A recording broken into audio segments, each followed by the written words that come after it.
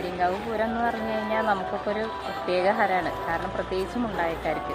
കാരണം ഞാനൊരു മുണ്ടായിക്കാരിയാണ്. ഞാൻ കല്യാണം കഴിഞ്ഞിട്ടാണ് ഇവിടെ കവളപ്പുറ എത്തിയത്.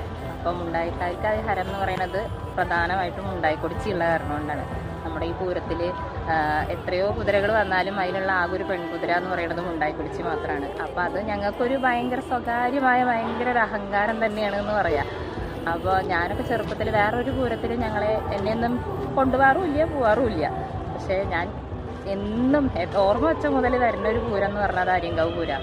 പക്ഷെ അത് എന്ന് പറഞ്ഞു കഴിഞ്ഞാൽ ഞാൻ വന്നിരുന്നത് ആ പൂരത്തിൻ്റെ അന്ന് മാത്രമായിരുന്നു. പക്ഷെ എന്തോ ദേവിയുടെ ഒരു അനുഗ്രഹം കാരണം കൊണ്ട് നമുക്കിവിടെ അടുത്ത് തന്നെയാണ് കല്യാണവും കഴിഞ്ഞത്. ഇപ്പോൾ ഈ 21 ദിവസം പരമാവധി പറ്റുന്ന ദിവസങ്ങളൊക്കെ അവിടെ വരാനും തൊഴുകാനും ദേവിയെ കാണാനും ഒക്കെ പറ്റും. പിന്നെ പ്രധാനമായിട്ടും പൂരത്തിൻ്റെ അന്ന് ഒഴിവാക്കില്ല. കാരണം ആ ഒരു 6:30 നേരത്തേക്ക് എങ്ങനെയായാലും എത്താൻ നോക്കും.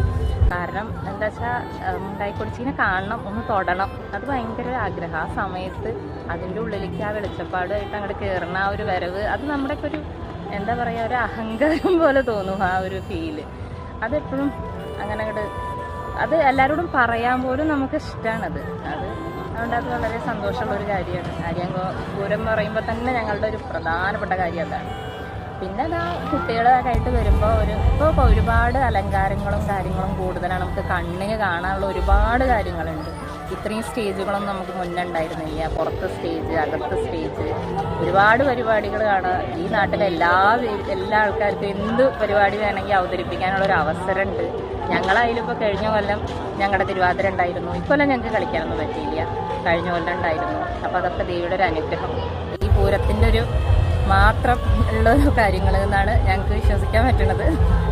അപ്പോൾ അങ്ങനെ കുറേ നല്ല അനുഭവങ്ങളാണ് പൂരത്തിനോടനുബന്ധിച്ച് പറയാനുള്ളത്.